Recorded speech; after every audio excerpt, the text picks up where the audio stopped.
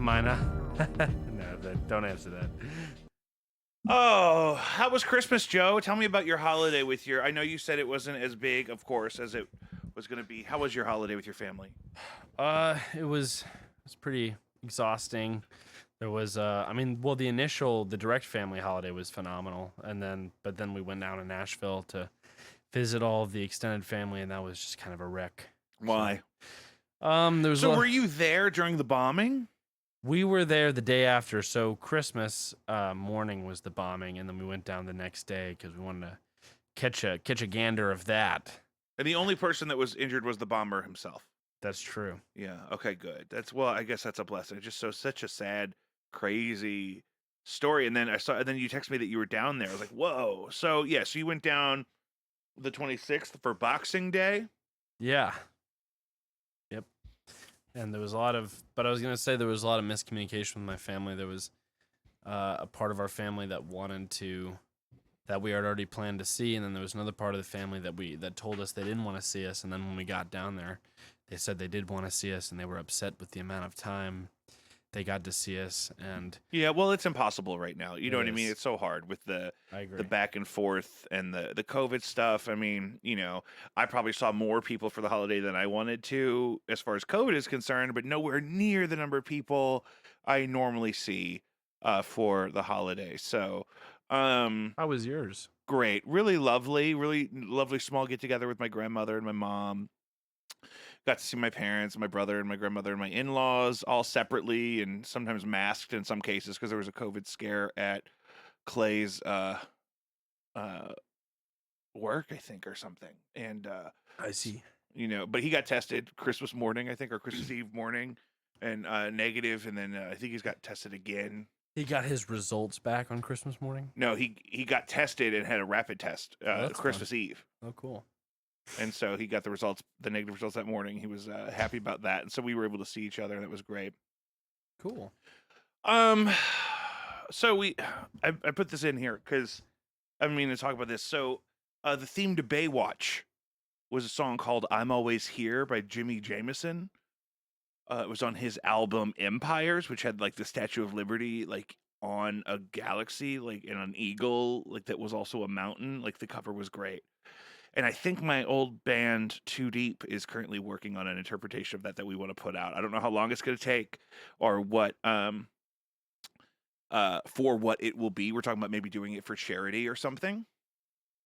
But where the drums are being tracked as we speak. So that'll be on the way. I have a bass player lined up. I think I'm going to ask Kim to sing it. So Too Deep is coming back. That's great.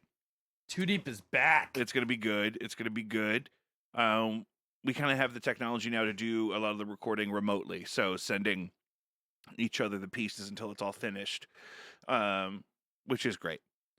Joe, what's up with the Spotify Rogan thing? So here's the thing I had you look into a little bit. And when I say Spotify Rogan thing, I'm talking about a very specific part of his transition to Spotify. It's really just because it's a issue I was curious about. So, for example, like episodes with people like Alex Jones and Milo Yiannopoulos are missing, and originally we heard that employees at Spotify were protesting in some way, but I didn't know if that was still going on.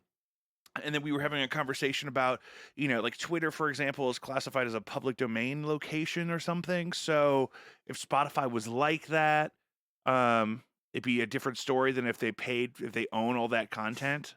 Right. You know what I mean? Yeah, and I think, we were kind of just talking about the frustration with, just, I guess, the lack of explanation and the censoring. But I think the only, like, valuable article I found on it was from Variety. Like, nobody's really touched on it. Well, because it's kind of a stupid thing to be news, right? We're talking about... But here's my thing, is those are some crazy conversations that happen. Those are some extreme characters that have been on that show that are now being... I love seeing how ridiculous some of those people are. Yeah. So I don't think acting like they don't exist is productive, but I just didn't know. Among other episodes not available on Spotify are Rogan's podcast with Chris D'Elia, since he was kind of canceled for Instagramming or DMing underage women. We're going to talk about that. One with Tommy Chong from May of 2019, and two featuring both Joey Diaz and Brian Redband, who are, I think Joey Diaz is getting heat because he told some story about back when he was a drug addict, they kidnapped somebody or something, and which is terrible, but also part of his recovery process, I think, is confronting all those crazy stories of just what his life was like before he got control over it. But Yeah. and again, like I think a lot of the stuff is available on YouTube, Right. but it's just not in the same thing. And we looked up an example. For example, there's a Prince song called "The Most Beautiful Girl in the World" that's off the Gold Experience It's album, different though. and it's totally a different situation. But like when we go to that album, all the songs are available to stream on Spotify except for that one song. It's listed there, but it's grayed out. Like you can't Yes. click on Which it. I think is more appropriate and more honest. Well, and on the Rogan Experience, for example, it goes from 1254 to 1256. Six. It skips episode 1255, which as is if it doesn't exist. which was really my insight into Alex Jones and the stuff that he is really out there promoting, and how sensational and kind of crazy so much of it is, and I find it so entertaining, even though I don't, what's the word? Identify with him at all ideologically, you know what I mean? So let's see where this goes. What do we have here? I think it's more problematic, the nature or the way they've decided to go about without and Joe Rogan hasn't really made a real he hasn't made a real public announcement about it. He hasn't really discussed it truly and fully, and I think because it must still be in the works. Right. But it's like, I think because Joe Rogan has a reputation of just going a little bit more full circle than a lot of people, I think it's something that's important that he needs to address, even if he agrees with what Spotify has done. If he didn't like the interviews and he wants to take them down, that's fine. But at least let's hear it. Let's hear him say it. I feel like that's an honest thing to do as a show host. Well, and we do this on this show, is that we are critical of podcasting. Is my favorite sort of art form right now, that the majority of my entertainment is podcasts, and I really love just the variety and the freedom and the long format, and even the ones that have a bunch of ads, it's just so much easier and more effective to get to what you're looking for in a way that you can also do other things on your phone. If I could watch a YouTube video in the corner of my phone while I'm playing Pokemon Go, I would do that. But there's, the RIAA won't let us have that privilege for some reason. And an opinion that I want to clarify that I heard from someone was that it's the discussion about if Spotify is not necessarily a public domain platform. So it's not like Facebook and it's not like Twitter. It's not something where people go to be a part of a news feed or a culture kind of circus of thoughts. And I feel like because of that, it's very much its own organization that can choose what it curates and doesn't curate. Yeah, like a record store, and which is why I think, as promoting, a free market, they should technically be able to do that. If they don't want to sell that episode, they shouldn't have to. They shouldn't, which I think we should be able to come to terms with. But I just wish it was addressed. Well, that's the thing. Just to explain it, and and those videos are available other places. Now, the Alex Jones thing is one thing, because you could just look at that as one guy that has his own independent news channel, and he can do and say whatever he wants, and he researches these really extravagant, over the top things, and he makes these wild claims. And I popped in on him last night, and he was interviewing Kyle Rittenhouse's mother. So I'm like, yikes, brother. That is not where I want to be. But let's get into the Milo thing. So that's the thing. You and me looked into the Milo interview, and he says a lot of crazy stuff, not just to be crazy, but also stuff that is indicative of his ideology, which is a little alarming. Like, he seems to have some really weird issues with race and gender and power and authority. And is there a way we can play a little bit? I guess I'm not doing that. That's right. We shouldn't. That makes sense. Right. But just like, so when he also has a unique experience. He was, I think you said he said something about part of why he's not around anymore. We're talking about Milo Yiannopoulos, is he's a one. I don't have a lot of tolerance for the English, so I'm trying to be polite.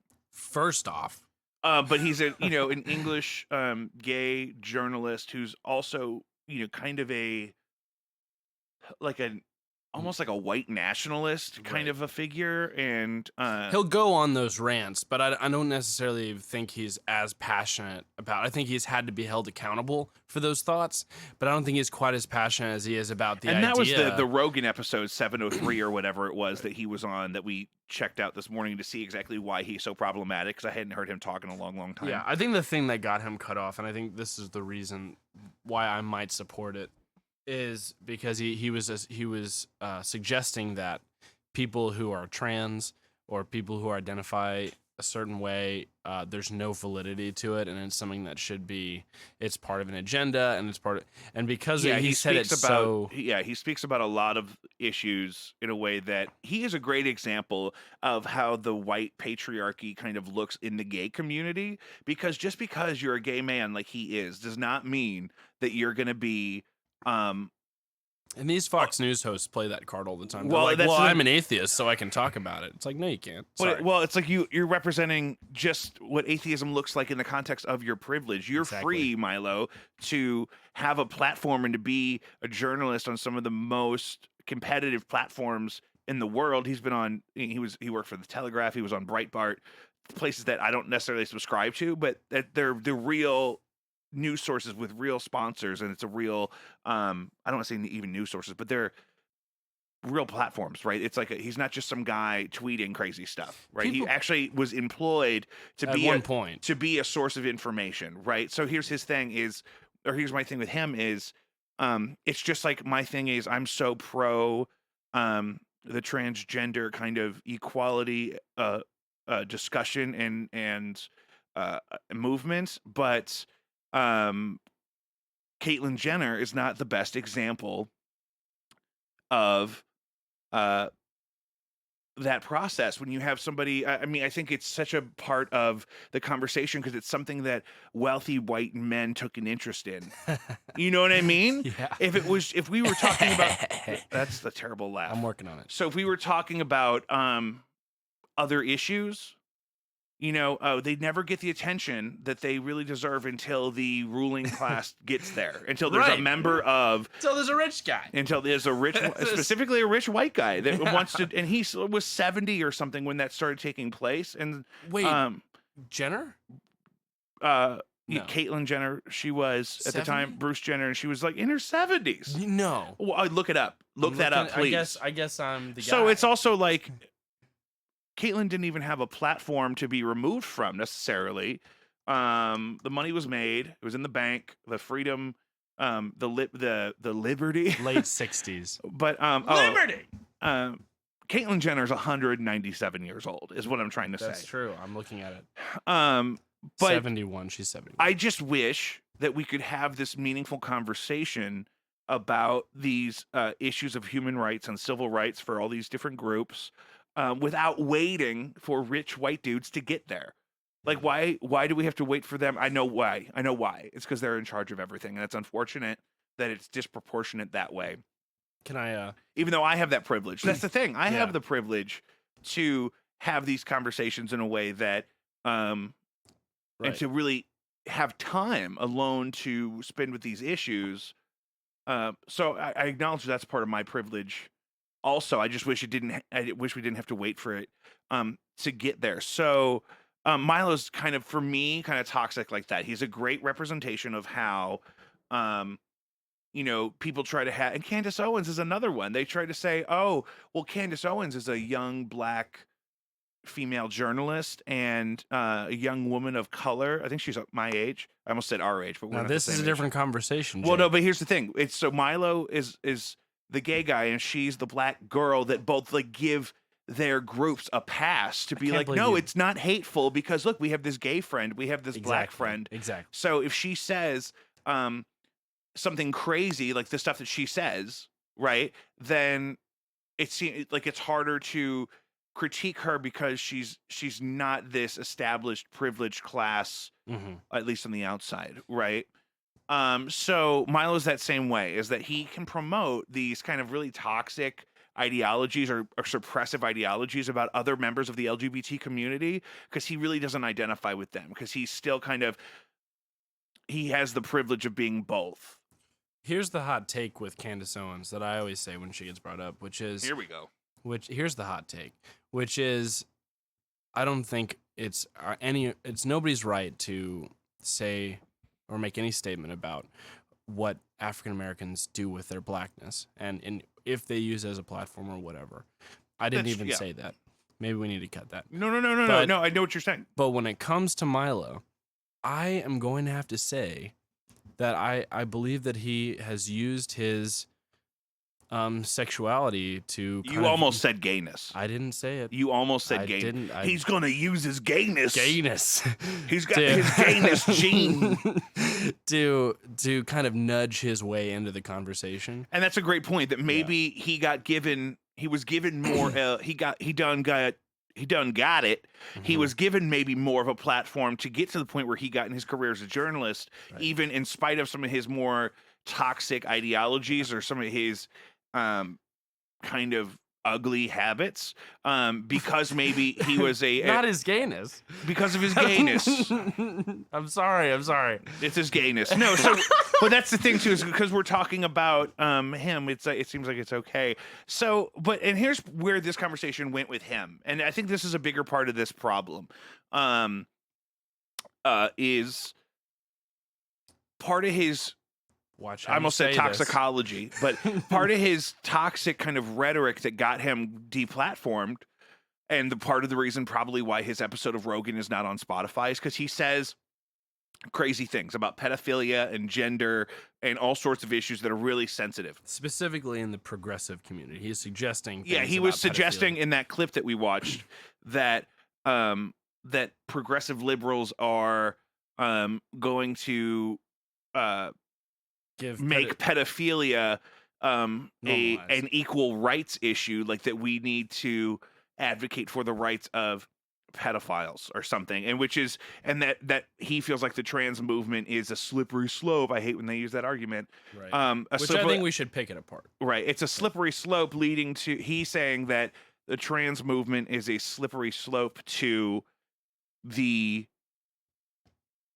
pedophile thing. And we were talking about Jeffrey Epstein's thing was he would always tell people, that liked him, that were close to him, really regarded him as an intellectual and a smart guy and a visionary or something, from what I've read. And he would tell them things like, one day pedophilia will be recognized as a sexual orientation instead of a disorder or a whatever, right? It's crazy, but that was his vision. As he thought. So here's my thing, and I would love to open a conversation about this with our listeners if people know anything about this. But from what I've read, and I'm pulling this from podcasts and articles and AP stuff, like I try not to just get into the weeds. I'm not on ObamaWatcher.com or some of these crazy sites that people just throw up. I'm really interpreting this from the news, that things that witnesses to his whole experience have said these things. And that he really wanted, like NAMBLA, Joe, we were talking about the National Association of Man, Boy, Love and Affection, or whatever they're called, are people that are saying that, no, I'm not a monster because I'm sexually attracted to underage citizens. I am just different than you. But here's my thing, is I know for a fact, it was on record in many of his court cases, that Jeffrey Epstein was abused sexually as a child in some way. And that I think we can draw a correlation between his abuse that he experienced and his inclinations of pedophilia. And then he had this crazy, sinister experience with developing and cultivating wealth, and then was able to parlay that into this giant network of human trafficking and pedophilia. Like, it sounds unreal. It sounds like, it doesn't even sound like a good movie when you really get into the details. I think we have to find a balance between protecting underage individuals from abuse of any kind, but also having to teach those individuals, our kids, about their sexuality so that they know how to grow into healthy adults. But we also have to start treating these people that feel like they are just genuinely attracted to children as a sexual entity. It's not um, enough to just make those issues taboo, right? Because what Epstein really thought he was doing was pioneering his own civil rights experience as a sexual orientation minority. Right. And that's the kind of danger that Milo was warning against, I think, in that clip. But he's also In a horrible fashion. but in a he's doing it horrible in a way. really terrible way and probably for the wrong reasons. Right. Right. He's trying to suppress this mainstream opening of this conversation about gender and sexual orientation that's been happening really since the Supreme Court made same-sex marriage legal. We've been able to move to this place. He's trying to downplay that, which is a good thing. He's trying to downplay this good thing that's happening. We're talking about stuff that's really important, and it's going to save people's lives. It's going to allow people to grow up in a way that and develop in a way that allows them to be their true selves, so they don't have to abuse drugs and alcohol and live in some kind of an illusion or a lie all the time. It's a good thing that we're talking about all those things, right? Like we talked about. Is there a way it could go wrong? Well, hold on.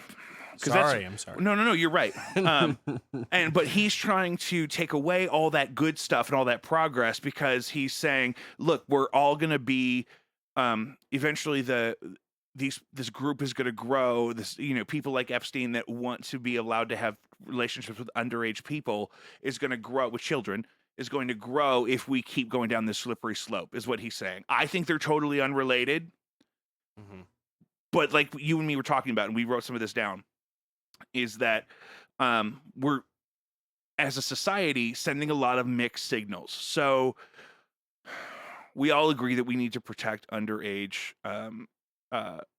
people, children, people under the age of consent. We need to protect them from being abused or manipulated because we know that their brain development is such. Your brain develops well into your 20s, apparently, they keep telling me. And so it makes sense to have protections for people before they get to the point where they can make those decisions. I think, like, for financial situations and stuff like that, I mean, like, that age could probably go up to 20 or 21 if you really want to talk about what. Let's not get ahead of ourselves. You know what I'm saying? But anyway, so I'm just kidding. We need to protect those people. We need to protect kids from being abused in any way, right? Or assaulted in any way, certainly. And we need to also not just act like their sexuality doesn't exist, because then it'll just emerge in a way that is completely unchecked and unhealthy, and they're going to learn things from this vast library of ever-growing millions of hours of high-definition pornography, and they're going to learn from their friends, and they're going to maybe make mistakes that they can't fix because they didn't know better beforehand. So that's, as a society, we are agreeing that we want to do that, right? We want to teach kids how to be healthy and safe, and we also want to protect them while they're vulnerable as young people. But we're not we're not limiting the way that they can sexually exploit themselves on things like TikTok, or it used to be when I was a kid, they were saying, oh, they're all putting naked pictures on the MySpace, and we're not doing enough to I don't even want to say block, because prohibition is not the solution, right? By itself, right? But there's so many ways that young people can exploit themselves sexually, maybe even unknowingly, but like on TikTok, on even the word discourage feels wrong because it's something that a lot of people, I have a girlfriend that dances. She dances, and she's my actual girlfriend, a romantic, she's my partner. We all believe you. She went to a different school. You met her at Niagara Falls. Go ahead.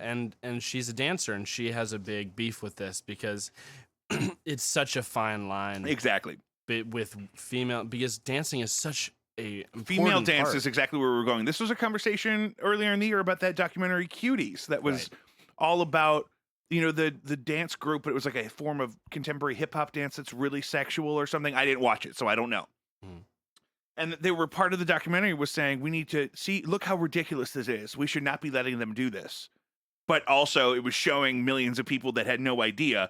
Hey, look what these girls are doing. Which so, I love that form of comedy. well, Sorry. it's fun. That's funny. It is funny because it's so like, guys, what are you doing? But Right. it's scary because it's like, okay, so yes, we're drawing. Yeah, we should probably stop this. We should probably transition dance instruction for young women away from these hypersexual forms of dance. It worked. And you mean the objective of the documentary to inhibit those things? I don't think it was a documentary. It was a narrative. What? It was a whole work. Everybody thinks it's a documentary. It was a feature? It was a actors and fiction. It was a completely. I'm sorry. Oh Jesus! See, I don't even know. I didn't watch it. So you misspelled balance on the show prep in a way that is ruining my life. I'm just gonna go fix it. And wait, that's not how you. Okay, Joe, sorry. I'm sorry. literacy crisis in our Let's go. country. We'll get Come there. on. And so, even if you're drawing attention to this issue, you're also creating fodder for this audience of malicious people who may be victims themselves. We were talking about Michael Jackson a minute ago. I think his childhood was so challenging and traumatic that he was stuck developmentally, socially, or romantically, or whatever, in a certain place to where his sexual preference stayed at maybe the age that he was when those things happened to him. Right. And everything he did is terrible. And I can't listen to a lot of his music anymore because of it. And it's really hard. It's a really hard issue for society to have to go through. It'd be like if Elvis, murdered his whole family or something. It's really like that. It's really devastating. It'd be like, it's like watching Muhammad take a shit. Like, you don't want to have to go through that. And so he was stuck there. And that does not excuse anything that he did as an adult, but nobody did anything to unstick him there. Even the most wealthy, famous people didn't have access or value in the mental health resources to correct that issue, right? I think Jeffrey Epstein was probably a pedophile because of what he experienced as a youth. And I think a healthier society could have treated that young victim and kept that young victim from becoming a malicious predator as an adult. But that's not what happened, right? And so I think the reason Milo's rhetoric is sort of toxic is because it's not allowing the full conversation to take place. Part of the thing we hear about all the time, part of why I love podcasts, is because they can be deeper like this, is that all these things can be true at once. We have to discourage people from seeking out children as a sexual interest, either online or in person, either way. We were just talking a couple months ago, video came out of a guy I went to high school with who got outed by these young women who baited him and outed him as a pedophile. It was crazy what the text messages they released. I'm not going to mention his name, but it was absolutely wild. We absolutely need to keep discouraging that pedophilia from happening, but we also need to start fixing where it comes from and start identifying all the different scenarios of how do we create pedophiles in our society, and then what are we going to do to inhibit some of that creation. And there were other explosions throughout history that you can look at. In the 60s and 70s, there was this huge explosion of molestation in schools, in churches, in things like that, alongside this huge movement. I've heard Dr. Drew talk about this because he was there. I wasn't there. I wasn't born yet. Alongside this huge movement in society of, children are just young adults. They have interests and feelings, and they have sexuality, and you need to treat them like they're just miniature adults. It was, I guess, well-intended, but it really fed this fire of all these people that had grown up being constantly exposed to lead, who then have these traumatic experiences because nobody knows how to be a parent yet because it's, World War II. The greatest. And then, well, hold on. And then they're all in the workforce being told kids are just little adults. And then that's where all this molestation could have come from. I'm not saying correlation is causation, but I'm saying what I'm saying. So as a society, we have to discourage that pedophilia, figure out where it comes from and stop it, and continue to protect the freedom and safety of our youth, but maybe we need to also, this third piece, maybe we need to start having conversations about what is okay and not okay for young people to show of themselves. That's the thing, is that if you want to study dance because you have an affinity for dance, I want you to do that. I don't want anyone to use your participation in that activity as a malicious sort of sexual thing for them. Assumption of intention. Yeah, and that's the hard part. Is when you put out a TikTok, you're sharing it with your friends and your audience, but you're also leaving it open to that malicious part. But I'm also anti-censorship, and I've said things on social media that people have taken issue with, and we've had conversations about those things. He's and a very controversial person. And I do have my limitations, despite what some people in my family will tell you about things I post on social media. But normal people know what balance I'm talking about, right? But the problem is, as a society, is like, hey, everyone's on TikTok. Download TikTok. Oh, it's a bunch of underage girls. Oh, don't you dare express any positive reaction to that, you monster. Like, what are we like? And the problem is, it's not all coming from the same place, right? But we need to start to unify some of that messaging. I think, just to go even farther in depth, I think these people also need to recognize I think it is pedophilia a problem.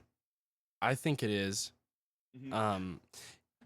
Should they be able to have their way with somebody whose brain is maybe not mature enough to make that decision, responsibly? No, because that's the thing too. Because people always say, "Well, what if you're like a 14-year-old kid and you have this 23-year-old teacher that's super hot?" I'm like, one, this is all a gross hypothetical. Why are we doing gross hypotheticals? Yeah. But also, let's make it even worse. But also, if that 14-year-old kid can't go forward 10 years as a 24-year-old man and say, "Oh yeah, I was okay with that," you got to watch. And so he can't undo whatever he does, whatever freedom he has to do. And this is part of the argument, because people always say, "Oh, well, it's a double standard," and maybe that's the case, but Right. it's just not okay. It's just. I'm sorry, Jake. No, you're right. What I was getting at is that people still have to recognize that pedophilia is a problem. Right. Yeah, and so they have to be able to handle the ramifications for, and you should tell people. We shouldn't. I think that's the problem with Milo is that he's actually discouraging pedophiles from being open. They should be open, and we should be. And and the problem is, we're not making a safe space for them. That's what they think, is that we're going to make a safe space for them. We're not necessarily, because what pedophiles have to understand is that what's going to happen is they're going to come out, and now the society is going to give them a road, and they're going to say, okay, we're going to look back into your childhood. We're going to look, and we're going to give you the support you need. However, if you have a sister and she has kids, you're going to have to be okay with her maybe not being comfortable with That's her the thing. We need to be able to treat adult individuals who feel like they are sexually attracted to children in a way that is restorative and healing of that issue. And part of that is also going to be that we're going to have some uncomfortable conversations. But it's hypocritical to say that there's no excuse for being attracted to anyone below a certain age when we're also exploiting that age group sexuality, like on the Disney Channel and TikTok and these crazy threads on Pornhub. We were talking about all the teen categories and college categories, and she's barely legal and stuff that's just really, really gross. And it definitely has an audience, because there's more and more of it all the time. But it's like, why is that a thing? Why, as a society, are we craving that, much less allowing that? But why is there an audience for that? What is maybe unhealthy in the way that we're developing our citizens that is happening? It's, are people supposed to pursue those relationships or not? There's a lot of, Chris D'Elia didn't do anything that bad. He never actually met up with any of those girls. I don't know if that's true. I've heard people say stuff like that. But also, you got to know better. You got to pulled up an article. You got to know if you have a platform. North American Man Boy Love Association. That's what they're called. That's hilarious. But if you have a platform and you even want to tell a girl that she's pretty in a DM, and maybe this is a learning curve with social media, but I don't know. I would make sure that that girl was of age. Yeah. Call me crazy, call me old fashioned, call me I'm such a prude or something, but I don't think that's that hard. Yeah. I have a hard candy. You're eating a candy? I'm sorry. I have to narrow my focus. I'm gonna have to finish it before I keep talking. No, you're doing great. Are we still talking about this issue? We can move on if you want. I think you hit everything. Well, I didn't mean to, They should play. I mean, you just nailed it. Oh wow, look at this. What happened? Oh, you're gonna pull up Cyberpunk 20. No. I don't know. Though that has been so much of my life. Jake is so good at this game, folks. Yeah, it's new. It's new to me. Joe, come sit here for a second and talk while I run to the bathroom. What Jake is trying to say.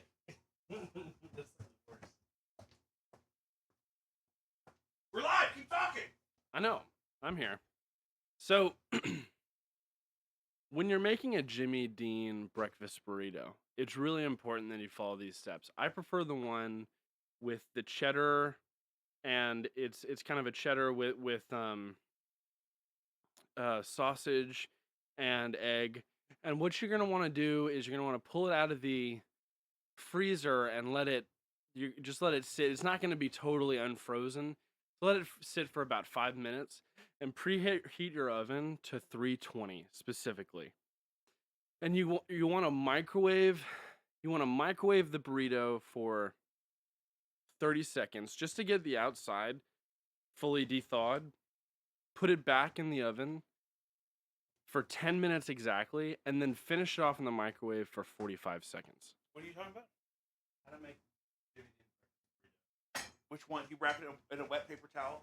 No.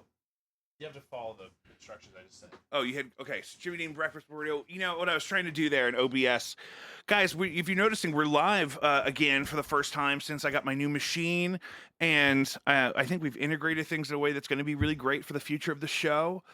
We can live stream all sorts of things down here, but I need to get like a potty break overlay for OBS so that we can. Because I have ones for like, oh, stream is coming back soon.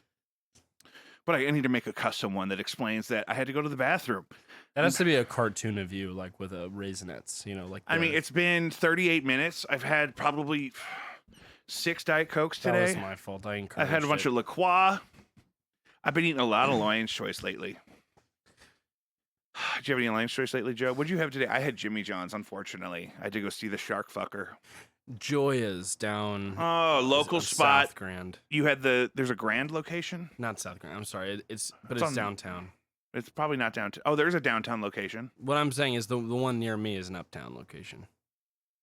So near you? There's one in Creve Coeur. Joya's, I had the roast beef and salami, mustard, mayonnaise with lettuce, and I really like the Provel cheese. Oh, yeah. On a wheat toasted bun. They do a red hot riplet salami sometimes. Oh, yeah, that's really good. I get that. It's like a sausage. Fuck. That one's crazy. Joe, I figured something out recently that I wanted to talk about on the show. I didn't know we'd spend so much time on pedophilia. I have a feeling it's going to be about Netflix. Netflix is a stock scheme. So the way the stock market is supposed to work, I think, is that when your company gets to a certain size, you start offering public shares. You start offering ownership shares of your company. And what happens is that becomes the capital that you use to grow your company, and your investors will collect on the dividends. And the gains of when stock in your company increases in value. Now here's the thing. Typically, if a company consistently doesn't make any money, their stock price would go down. Go down. But companies like Netflix and Uber have never posted gains or profits or whatever the term is, but their stock value keeps rising and they keep bringing in more dollars. And I think it's like this new way of playing that system to where we can continue to collect wealth, and we're going to invest in content, and we can write all those off as expenses, and then the people that need to get paid, and it doesn't matter if the bottom line is in the negative or not, because there's always going to be the stock money coming in. Does that make sense? I have something to add. Yeah, please. I think, I don't know the number of notifications I get about here's what's going to be on Netflix next month. Because I'm seeing it's on CNN articles at this point. I'm like, what is going on? This is my thing. This is the death of the real. Right. I think it was Descartes or somebody who talked about this back in, when psychology was, Du Bois? I think, whoever. Who? And so it's the death of the real. Nothing is new. Everything is a reboot. It's Jumanji. It's Fast and the Furious 9. We're going to space. Well, what I'm saying is that it's a great system for the stock market, because what it does is it gets, oh shit, they're gonna finally put all the Indiana Joneses on Netflix. I better go buy some Netflix stock. And it's so beautiful because they really don't lost pay something. anything. They lost like a show that was really important to Office. Something like that, or maybe it's happened a couple times, and then they keep going up. And they're offering their own content, a lot of which I love, but a lot of it's also like it's starting to become like the Lifetime channel. Well, it's so beautiful because they don't have to make anything new. They can just wow. buy stuff, especially when you're talking about indie films and documentaries. There's millions of them just sitting on shelves that never got bought. So how I think that industry works is you make something, and if you make it independently, you completely fund the whole project. You make a completed thing, and you sell the completed thing to a studio or somebody who's going to put it out. You can also work with a studio where they pay for everything along the way, but then they have say on everything along the way. But if I wanted to start a streaming platform, first thing I'm going to do is just grab every half-baked documentary about anything, edit it up, pay for some music to make it sound really good, and blurt that shit out there. Right. Well, but even just with big movies, like they're just like it'd be like if Apple, and Apple's in on it now with Apple TV, but it'd be like if Apple was just like, and next week we've got the Razr phone. We're bringing it back, and if you subscribe to us, you get a Razr phone. That was Motorola. And then we're gonna take it away. And I'm just like, they're not even innovating anything. And I noticed this when Adobe switched from, I own Adobe Office 8 or whatever it was called, Adobe fucking CC, whatever the thing is. And you pay for it and you would own it forever. Right. And eventually you would get updated out of it. Like with Pro Tools was the same way. You would get updated out of it, and so you'd have to buy the next one. Now it's a subscription. I pay like $8 a month for Pro Tools, and now I always have it as long as I'm still subscribed. Right. And this is part of the new economy, is removing ownership of everything and moving it into a subscription base. I love the incense. You just gotta, just because of these fucking cats. So Adobe is like that now. I mean, I have Postmates like that. I don't pay for the actual delivery on the Postmates. Share economy, I think is what it's called. But it's a subscription based. Everything is like why wouldn't they just start doing that with clothes?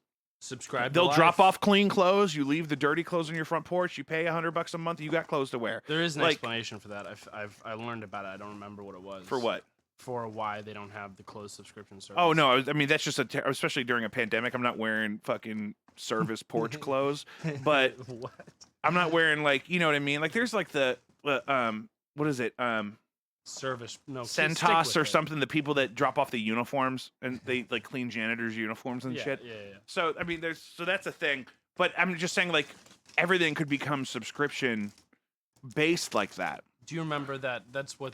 I don't. This is shitty, but that's what that Tim Dillon interview was all about with Whitney and Whitney Webb. Yeah. Oh God, I love Whitney Webb. She was talking about how they popularize non-privacy by creating a share economy, and if you think about it, that's what college is already doing. You have these kids who are just like so happy to be, they're in this, they're in like.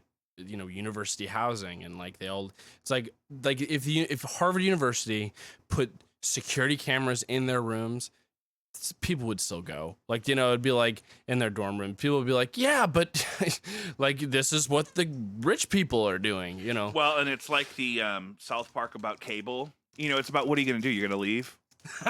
Yeah, right. Are you going to not go to Harvard because there's a camera in the bottom of your toilet? Like, is that like because I want to like it's what are you going to there's still people that will go. There's still people that will spend 70 grand a year going to Harvard or Yale because they want to go to Harvard or Yale. They don't care. Some people will do it no matter what, right? And that's exactly what, you know, why AT&T sucks so bad. It's because, like, what are you going to do? It's us or, like, one other place, and you don't like them because they used to suck, so good luck. You know what I mean? Yeah. Good luck. I mean, you used to be able to my mom used to always call and bitch about something with the AT&T to keep her bill down. And you can't even get somebody on the phone anymore, which is, you know, I'm not advocating for that old lady shit, but I'm also like, what she was telling us was that you should be most concerned when things start to become free, because then you realize because they're getting something. They're Yeah. not actually giving you that for free. If it doesn't cost you anything to get the individual thing, it's because you've already paid for it in some way. And think about how much data they can harvest from knowing your preferences. Well, they don't even. That's what we talked about. The metadata network is this constant living thing, Which is what Uber's gonna do. to where they don't need to be watching you. There's no NSA person at a computer watching your file all the time. They just have access to all of your information when they need it. They could spend a couple minutes and say, "Oh, Jake was at Starbucks this morning," and then He really likes this one scene in The Irishman. he rewatches the first 20 minutes of The Irishman over and Every over again. day. He's never even finished the whole thing. I mean, they can Why create does he FBI stop? profiles for all sorts of things. Yeah. Character behaviors. If you have all this metadata, It's insane. you can tell that when I'm on the toilet because it's when I'm on TikTok or something. You know what I Right. mean? They have. I mean, and when I say they, the data is available. That's the thing. It's is, what they're selling.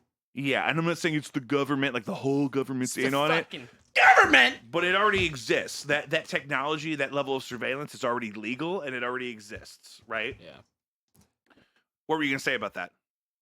I'm sorry, I kept trying to interrupt you. I'm sorry. You're great. I was talking about how, I was just reiterating the idea that Uber, like, you know, you have these restaurants that are, you know, you come to us, we'll pay for your Uber. That's the macro form of what we're talking about. It's that these companies are paying to get to you.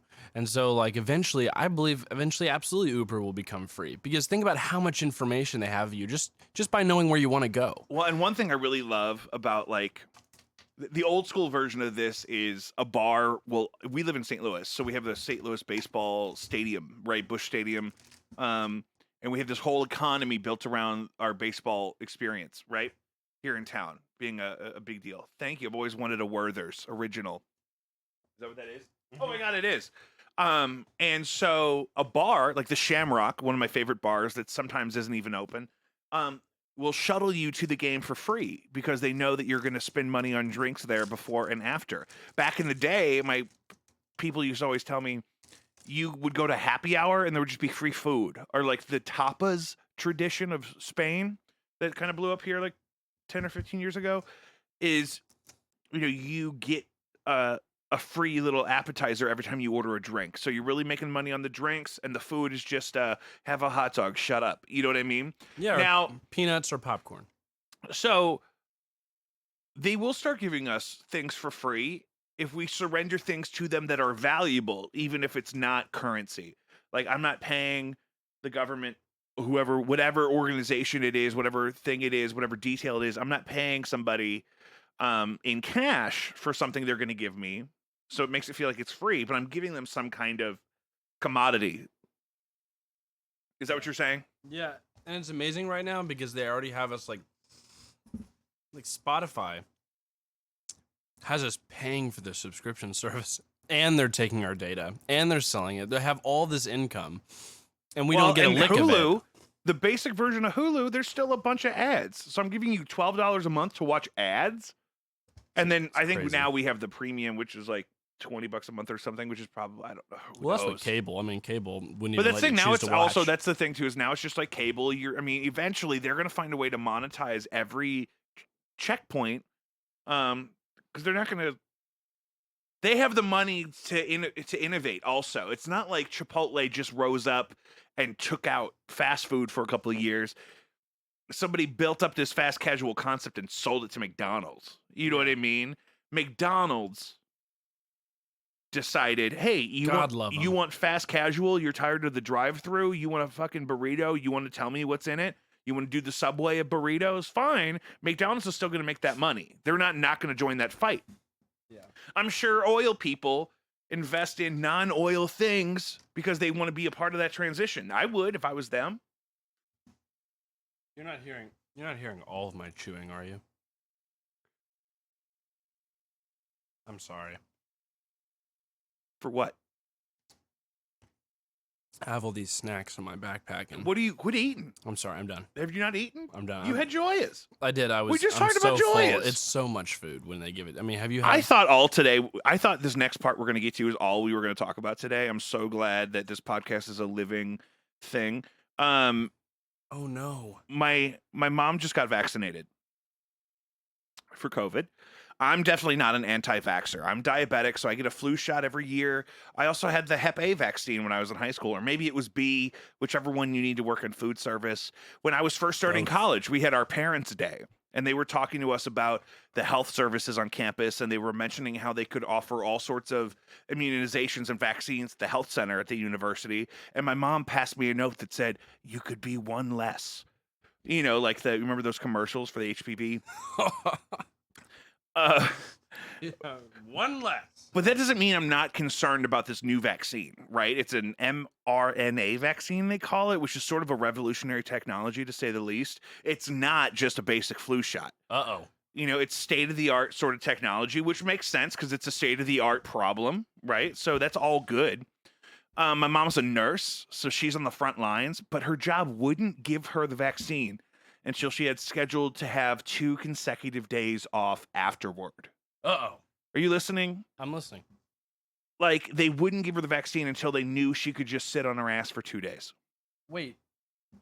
I knew you weren't hearing me. No, but what are you implying? You're implying that... They knew she was going to be fucked up for a couple days. Right, which is what the flu shot does. I've never been fucked up from a flu shot, ever. It's supposed to give you the flu. It doesn't. Yeah, I mean... But it protects me from the flu. I'm supposed to know this. I'm supposed to be because it's supposed to be a compromised version of the flu. The new. No. Well, here's the thing. That's the flu shot. My experience, I've never had, and this is my hesitation. This is what we call vaccination hesitancy, right?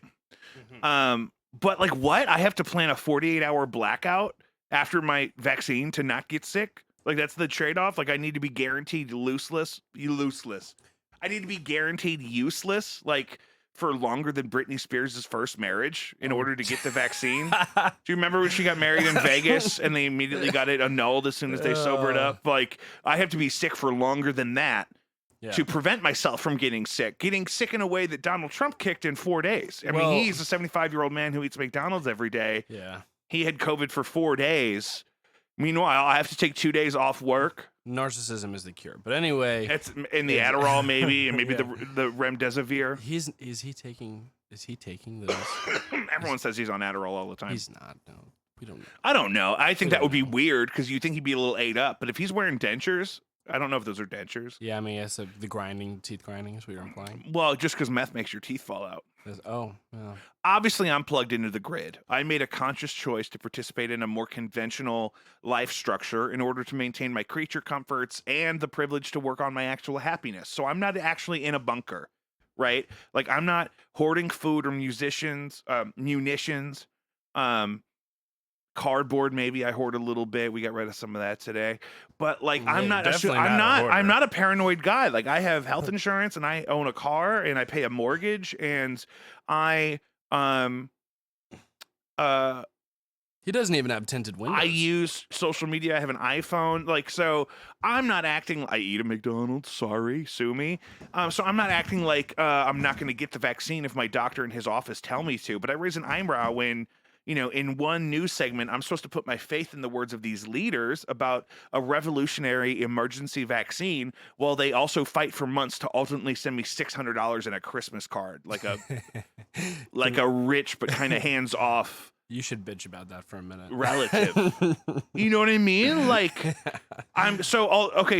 Bernie, thank you so much, Mr. Sanders, for getting the vaccine. Now I feel safe. I'll go do it. Meanwhile, that motherfucker is still a senator. Where's my fucking money, Bernie? Where's my money, everybody? Anybody in there? Better have my money. And then Donald Trump was acting like he wanted $2,000 per citizen, which I was like, now we're talking, baby. Right. Daddy Trump. But then the next day, he signed the $600 thing. Donald, what happened? I don't like this. He was just on Twitter demanding $2,000. He was on TV tripling down on maybe that administration will be me. But then the next day he's signing it. What happened? I just want you to know that I disagree with what's happening here. Well, that's he was saying I demand $2,000 per citizen, $4,000 for married couples, and a flu shot in my ass. I think, why are we both Big Ange when we do Trump? Everyone gets a vaccine right in their ass. I'm Big Ange. I miss her. God rest her. God rest her. So meanwhile, we know the same people, the same government, the same organizations, and a lot of the time, the same actual fucking people, because they never die or leave office, have all been responsible for these terrible abuses of power and abuses of power and systematic targeted malicious attacks on innocent civilians. Like, take your pick. MK Ultra, proven, declassified, really happened.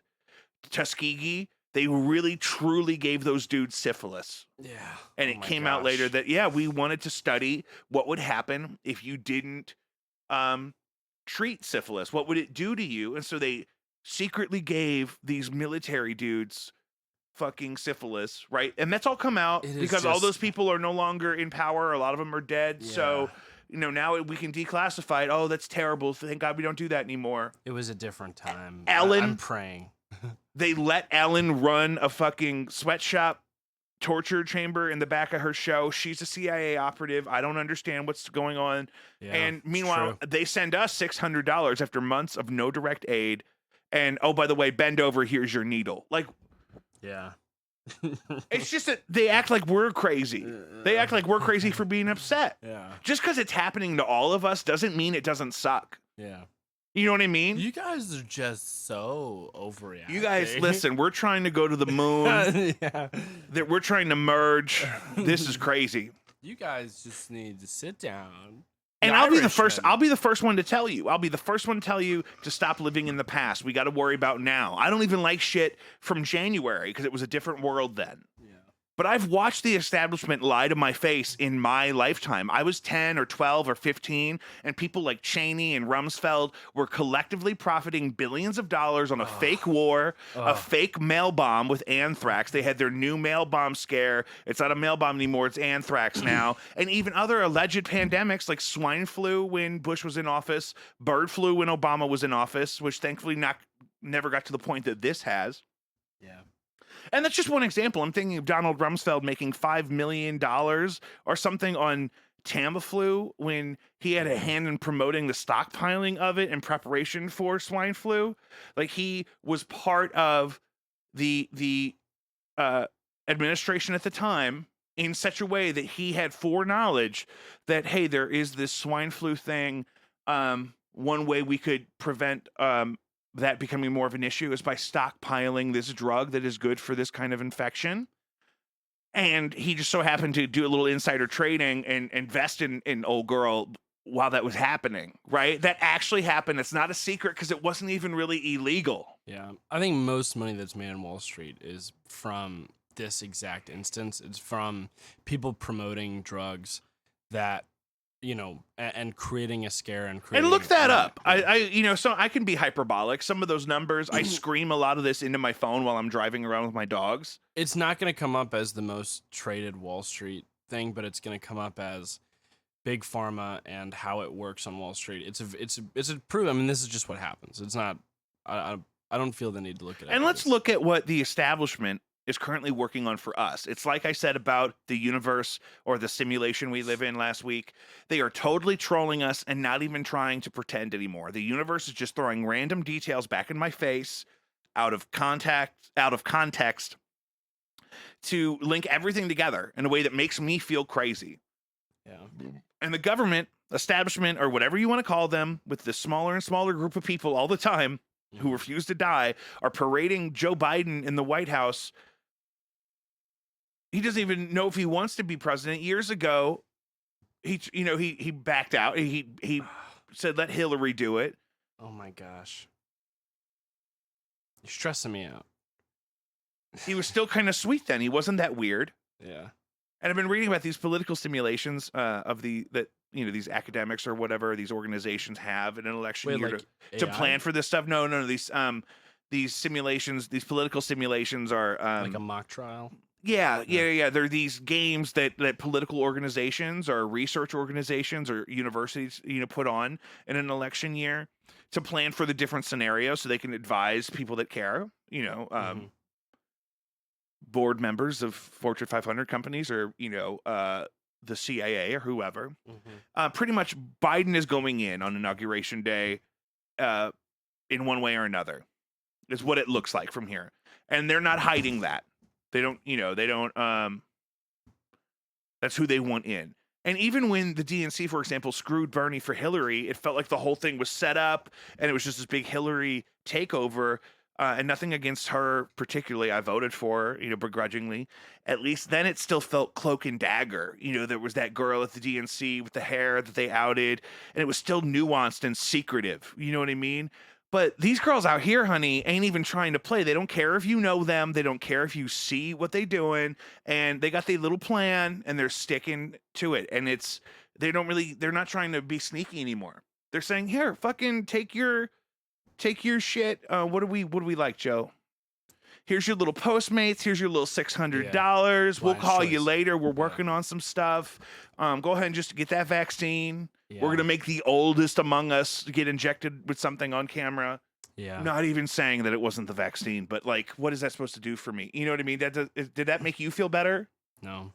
Joe, are you gonna get the vaccine again? I said, yeah. Again, yeah, I'll get it. Yeah, if my doctor and their team tell me to get it, I never really got flu shots as an adult until they started telling me to. I already say I got it at my job. So you're lying? Yeah, I'm what you might call a liar. And people look at me and they say, "Well, have you gotten the vaccine?" I'm like, "Yeah." And they're like, "Well," I'm like, "Yep." Hey, can you prove? Nope. Well, that's going to be a whole thing people are worried about. I cannot wait to get on my driver's Dead license. rhinos only charge in a mudslide. Oh no, did Mufasa die? Dead rhinos only charge in a mudslide. That was in my time hop from Twitter a couple years ago, and I guess I tweeted it. I can't find evidence of it as a quote anywhere else on the internet. It's like a fortune cookie from my past self. And that's a good one. But I'm sort of exploring what freedom means to me. I define my liberty every day in the decisions I make. Currently, my freedom includes an annual flu shot, a day job with state-sponsored organization with premium benefits and pretty decent hours, a home, a car, but also art and a lot of free speech. My liberty excludes things that I don't like Chick-fil-A and Walmart. I happen to be a Sam's Club member through my father's business, but I don't participate in the Walmart side of their business really at all.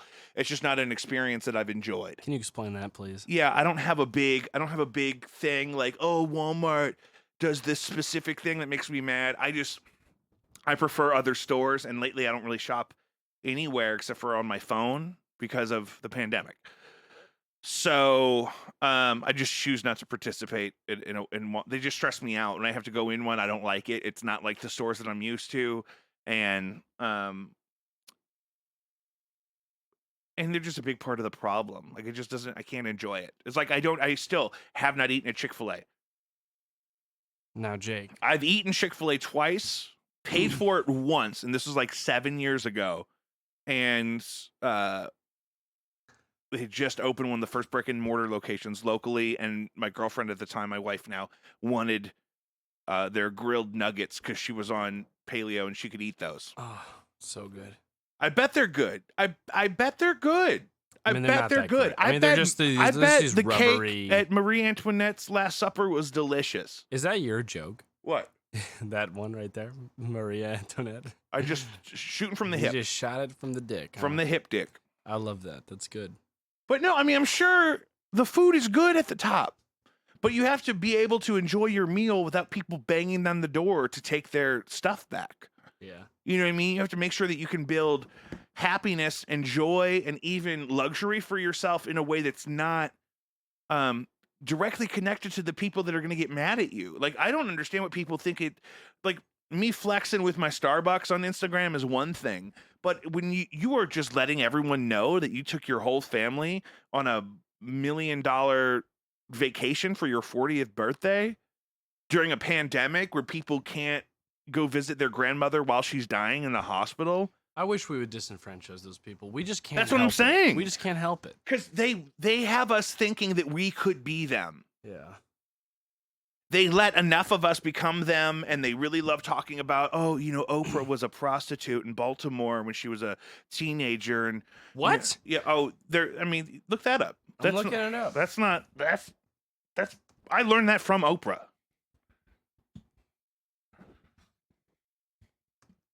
Who is her pimp? I didn't ask her. Matt Lauer?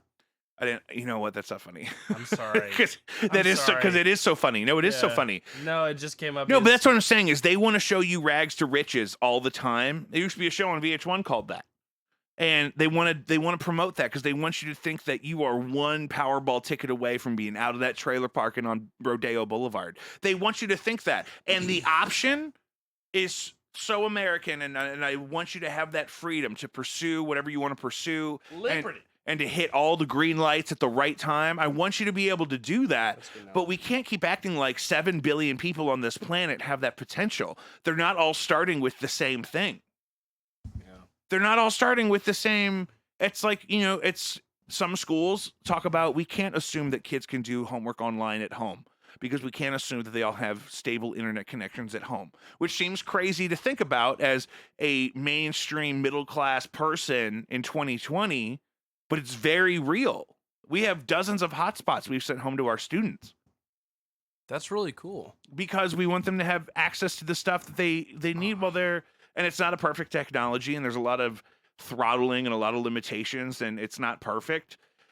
But that's the reality. So there is a standard of living, and a lot of people live below that standard. That's why it's the standard, because it's like a C+ at best, right? Did you know I was this good? Yeah, no, I didn't. You're so smooth. So that's pretty detailed and pretty picky and choosy, but your definition of freedom should be that detailed, even if it is just to take pride and joy in your choices. Absolutely. I chose to buy a Ford Escape in 2014. I could have bought anything. It wasn't even new. It was pre-owned, a model year old. My grandfather worked for Ford for decades, and my buddies were selling Fords at the time. And looking at all my options, I took pride in going that way at that time. Now, lately, conveniently since my warranty expired, you know, I've had temptations about maybe wishing I had a different car. You dare. But at the time that I made that decision, it was perfect. It's like when you buy a guitar and, you know, it's the right place at the right time, and it's like, oh, I gotta get this. The planets aligned for me to have this experience. And maybe you have that with a sweater or whatever. People still wear sweaters. Are the kids wearing sweaters? I'm wearing a sweater right now. Okay, good. Thank you, Joe. I just want people to find that for themselves. Give yourself that gift. Demand that the choices in your life make you proud of what you're doing. And if all you have is a room in someone else's house, you can take pride in how you choose to keep that space. And I'm not saying that to be like clean your room. I'm saying that to like treat yourself well. Because I don't know that anyone else is going to give you those things. Yeah. And, you know, I just want you to do it for you. I want you to carve out your own little square of pride and joy. That's what this room is down here for me. And I've been kind of working on this all week, since this show started several months ago. This has been a process to, you know, get this space in a way that we could do this show exactly the way we're kind of doing it. We have Pro Tools on my Mac. We have OBS on my new PC rig, which is just crazy and I'm just in love with. that's an extreme tangible way that I do that, but I also take pride in just waking up and seeing my puppies and my wife and my cats and just knowing that, oh, I have a family here, you know, and I could have a bigger house. My cats could be cleaner. That's a really good take, Jake. That's probably the quote of your life right there. Oh, Jesus. Don't be stingy about your definition Don't be of freedom. stingy. Be very specific about your definition of freedom. I think that's probably the most American thing that's ever been said. Okay. Is don't be. What'd you say? I mean, that's your dragon, and her Yeah. name is Freedom, Yeah. and that's who we're chasing. Also, reaffirming that for yourself each and every day is your daily fight to keep it alive, right? Right. You wear your favorite clothes, right? That's the analogy. Is you wear your favorite clothes. If you have a favorite shirt, you're wearing it. That Ozzy Osbourne t-shirt that's on Tina, my mannequin back there. Mm-hmm. It's a good one. I mean, I used to wear that every other day. I would wear it. I'd go home and wash it. And it would take about a day to work its way through the cycle, and I'd wear it the very next day. So I tried to wear it Monday, Wednesday, Friday. That's so sweet. I didn't know. Because I love that shirt. When I was in 7th grade, that was my favorite shirt. And I only quit wearing it so that I could keep it. Because I had a really cool White Stripes t-shirt that I wore and wore and wore until the armpits literally like fucking rotted out. There were big holes where my armpits were. It's like it's a caricature or a memorial of your former self, reminding It's you. yeah, of who that's you are. it's like how Batman puts the bat suit on a mannequin, except that's like my former self with my Halloween mask and my zebra tights. We need like a piece of plexiglass on top so you can look into it in the reflection and see yourself on the head of the mannequin. Oh yeah, like in Dawn of Justice, that was lit. And you could be like, oh yeah, that's who I am, as a female model with an Ozzy Osbourne t-shirt on. So like I want people to keep their freedom and their self-love like a good jacket. And by each of us not waiting to get off the ride at some arbitrary finish line, which is a huge problem, that mentality, but maintaining a daily strive, we are replenishing that hope every day. Every day I'm working to be a little bit healthier. I'm working to be a little bit more productive. I'm working to be That's right. What? It's like Amen. It's like you're a preacher. Amen. Amen. Glory. All right. Glory. All right. Ah, yeah. Mm-hmm. But that's the thing is that, like, for example, my mom works with a really devout Muslim woman who absolutely will not skip her scheduled prayers in her day. She's a couple times a day. I think she is scheduled to pray 5 times a day or 7 times a day. She has a couple that are on her shift, and she absolutely has to go at the scheduled time. It's non-negotiable, and no one's making her do that. Better than a smoke break, I guess. Well, I think that's a great way to look at it too. But it's her own. She's doing it not because somebody's going to ask her if she did it. She's doing it because that's how she stays connected with her faith, and it brings balance and structure to her life. Wait. It's also why she also does it because she fears the. Oh, maybe God's going to ask her why she didn't do it. I mean, but seriously, we should acknowledge the fact that what she believes is real to her. So if she believes that if she misses it, she's going to be tortured for a couple of years. That's what the Muslims believe. Just so you know. Okay, That's a fear. easy, brother. That's what the Muslims believe. No, I'm telling you, this is true. No, but okay, so that's a good point. So that's part of it's her good. faith. No, But it's good that she's there praying. are plenty of people who believe that same thing ideologically, but also practice more casually than that. No, is all it's I'm trying to something that say. they're proud of. No, yeah. And so she's doing that because that's her faith, but it's also because, like, my mom says Hail Marys every time before she goes into work, and you know what, one of the most beautiful things I've ever seen is I was waiting for the dim sum place to open at 11 o'clock on Del Mar. Mm-hmm. I was on Olive. Mm-hmm. I'm listening. Oh, he's taking a swig. I was waiting for the dim sum place to open, and the owner of the store came out. And he said some kind of a prayer, and he lit a little thing and kind of blew it out, and he kind of prayed over the parking lot and then went back in. He was like praying for a successful day of business. Not only is that really beautiful and a great way to celebrate your faith or whatever, but also that's playing a role in that person's life where that's keeping them structured and balanced. And that may be a totally secular thing for you. That may be your coffee in the morning, and that may be but that's what I'm saying. Let's say it is your coffee in the morning. Say you have to have one specific coffee beverage one certain way at the same time every morning. don't hate your fucking coffee. If you hate your fucking mug, throw it away. Buy 4 mugs at Target for $7 and you have different mugs. You know what I mean? Like how it took me like a year to buy a new mop. My old mop got gross and I started to throw parts of it away. And then I was like, why? Hey, what is a mop? $30? Mm-hmm. Hello. It's important never to forget Why make yourself suffer? Because those little Right. things, those little comforts may be all you can control. Mm-hmm. Does that make sense? Yeah. I'm sorry. Does it make you feel good? I feel something. And it's like the idea that like Christmas spirit breathes life into Santa's sleigh. You know what I mean? Like it's like, from Elf when people have to believe so that he can turbocharge his sleigh.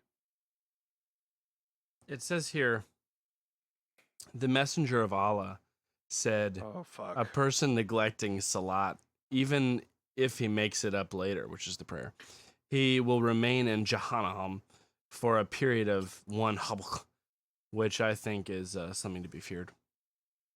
Anyway, we can continue. I'm sorry.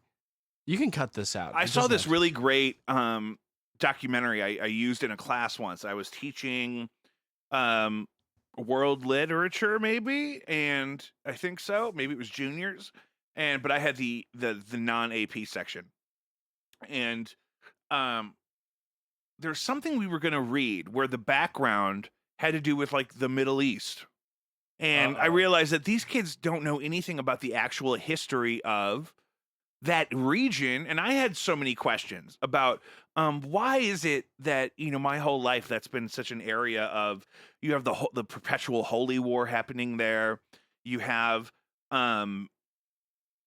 all these different conflicts, all these other parts of the world fighting proxy wars there. Sometimes it seems like it's over resources with oil and, lithium that they make lithium ion batteries out of. Mm-hmm. But they're also fighting amongst themselves all the time. And so we watched this really great documentary called like Atomic Jihad or something. It was on Amazon Prime at the time. And it was really in the weeds. It was really like it was out of a textbook, but it was really great in showing like the entire documented history of that region and where all of those tensions come from. Yeah. And then because then I got to the point where I thought, oh, maybe it just started in the 70s or something. Because I started to learn about stuff all the way back then, but it's really, there's been conflict in that region for thousands of years. Mm-hmm. Right. And part of where I was getting down the rabbit hole with some of the other stuff I was researching for this episode today also interplays with this constant Israel versus Palestine kind of a thing, and this general like non-Muslim versus Muslim conflict that's so constant, and like it plays out in all these different scenarios. I think something that I noticed you saying is I think what we ignore also is understanding nomadic culture, and nomadic culture can be there can be a lot of pride taken in well, it some seems to be the forms issue too so much in that region that people are refusing to live together. right. You know what I mean? It's not that people are fighting for A place. they're just refusing to. Well, that's what I'm saying, is that nomadic culture takes a great deal of pride in Why is this such a? Why our show always comes back? We are going to solve Israel and Palestine on this show at some point. Yes! We're going to do it. I'm just kidding. I'm Not this I'm not episode. excited about Not this that. episode today, maybe. But I think we get some of our research game on. I think I Yeah. said we get an expert in here. There's a lot of papers on it, but I think there's plenty of experts that want to talk about it. I mean, I say we get them. You should get a whole talking heads section. They should all be screaming at each other at once. That would be great. Yeah. And we'll just sit here and nod. Mhm. But this Yeah. conversation's not over. It's not over. You know what I mean? I feel like this episode is, Mm-hmm. but I feel like this conversation's not, because it all started with I didn't know what a Zionist was. But it's also when I get deep in the weeds about, these are things that I get really upset about. Like when I get mad at the way the establishment kind of does their thing, and just acts like we're supposed to be okay with it. I really reflect on what I was interpreting on the news as a child versus what I understand now as an adult, and how, again, I'm not saying we need to go back and fight about who killed Kennedy. I also have opinions on that if you want to talk about that. But we can just stick to the things that have happened in the last 20 years, and there's plenty of proven declassified stuff that validates our frustration. Again, just because it's happening to all of us does not mean it's not important. And the way that I'm choosing to respond to that is I continue to vote with my dollar, like we talked about. And I just try to really lead with like the real priorities in my life, really caring for my family and creating sustained joy in the environment I leave myself in. Absolutely. And I'm gonna say that I'm gonna root for finding a solution, but I think it really gets down to I think it's sad, but the fact of the matter is that when it comes to that issue, it really ends up getting down to having to pick a side because it's very, very complicated. I've learned a little bit about it, and there was a lot of discussion about it in my college class, and there was a lot of discussion about it in high school. And I was raised a Christian, so there's a lot of discussion about it there. It's very, very complicated. And the only way, and you end up making statements that you don't mean. I'm very worried about that.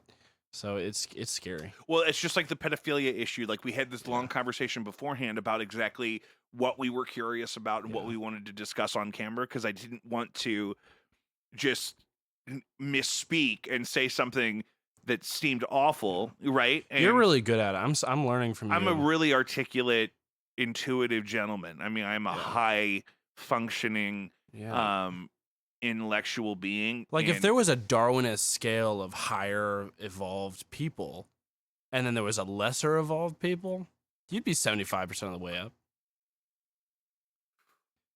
I really wish we would separate those classes. Well, that's our show. I really wish we'd separate people based off capacity, and if we could IQ. if everyone could just take an IQ test, and if you don't make the grade, brother, we're gonna eat you.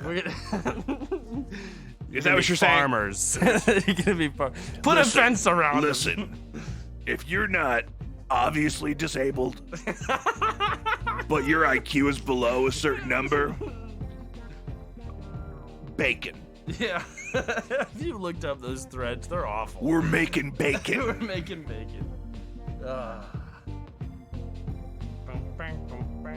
Guys, that's another episode of Jacob V Weekly. High five. Follow us wherever you get your podcasts: Spotify, Apple Podcasts, Podbean, Google, whatever. You can also find original music by Jacob V and Too Deep on all of your music platforms: Spotify, Apple Music, Amazon, Deezer. You can bing it. Exclusively on Bandcamp, you can find music from my old band Battle Stag. I love those guys. It's a great document of our time together.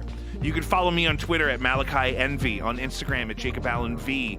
We are currently live on Twitch, Facebook on my Jacob V Music page, and YouTube simultaneously via Streamlabs OBS Prime, not yet a sponsor. I also curate a monthly playlist since May of 2020. I have one for each month on Spotify. Search for Jacob V's favorite songs, and you'll see them all there. We did it, guys. Be safe.